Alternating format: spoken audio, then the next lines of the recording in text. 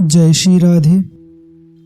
परम श्रद्धेय स्वामी राम सुखदास जी महाराज आज के प्रातःकालीन सत्संग में कहते हैं, अपना कल्याण चाहने वाला साधक यदि दृढ़ता से यह मान ले कि परमात्मा है और संसार नहीं है, तो संसार का आकर्षण मिटकर परमात्मा से स्वतः प्रेम हो जाएगा।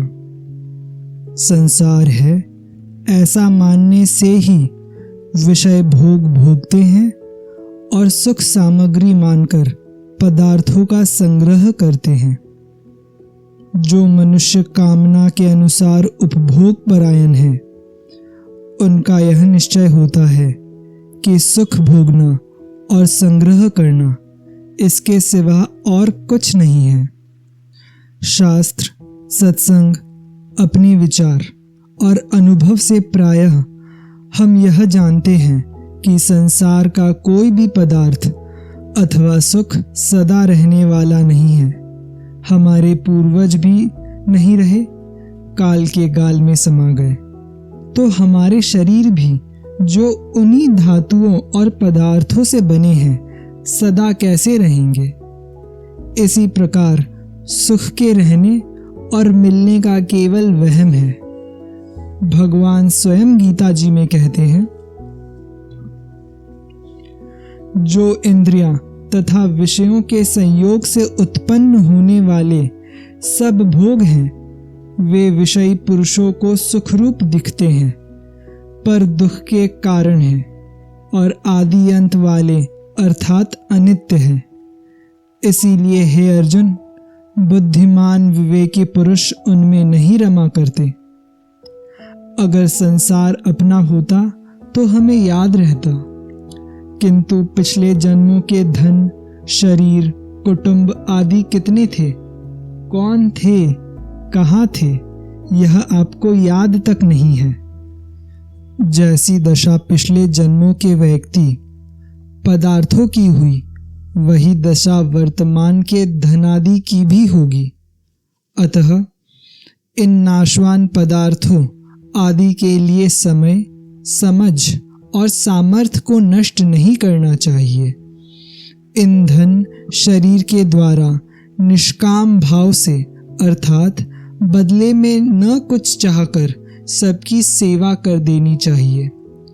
निस्वार्थ भाव से जिनकी सेवा करते हैं, उनके ही पदार्थ समझकर सेवा में लगा दे तो उनको प्रसन्नता होगी और आप असंग हो जाएंगे।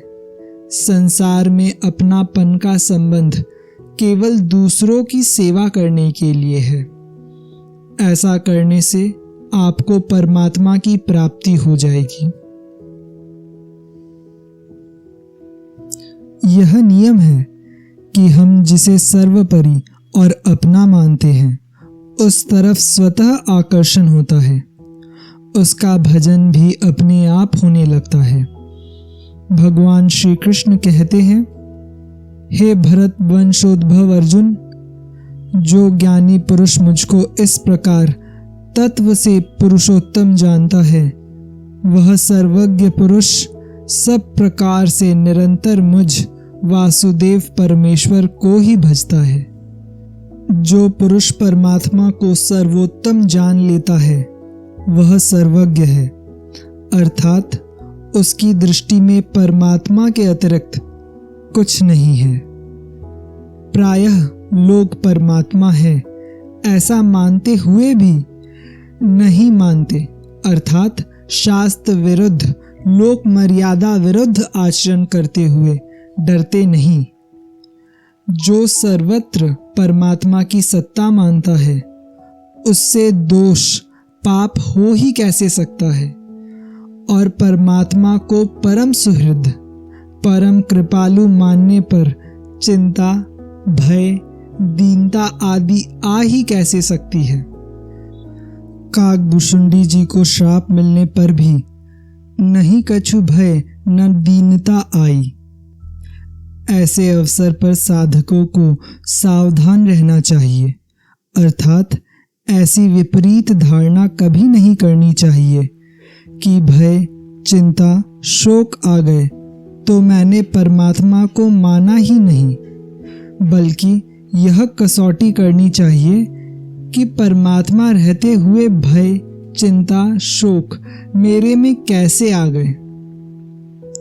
परमात्मा है, इस तत्व का ठीक अनुभव न होने पर तथा संसार है, इस मान्यता के न मिटने पर ऐसी एक तीव्र व्याकुलता होनी चाहिए जिससे परमात्मा और संसार दोनों का तत्व बोध हो जाए। संसार दिखाई देते हुए भी नहीं है और हमारा नहीं है, परमात्मा दिखाई नहीं देते हुए भी है और हमारे हैं। मन, बुद्धि, इंद्रियां आदि सांसारिक वस्तुओं से ही संसार दिखता है, क्योंकि जिस धातु का संसार है उसी धातु के मन, बुद्धि, इंद्रियां हैं। मन सहित पांचों इंद्रियां प्राकृत संसार में स्थित है। हमारा स्वरूप आत्मा और परमात्मा दोनों एक ही तत्व है। इस देह में यह सनातन जीवात्मा मेरा ही अंश है।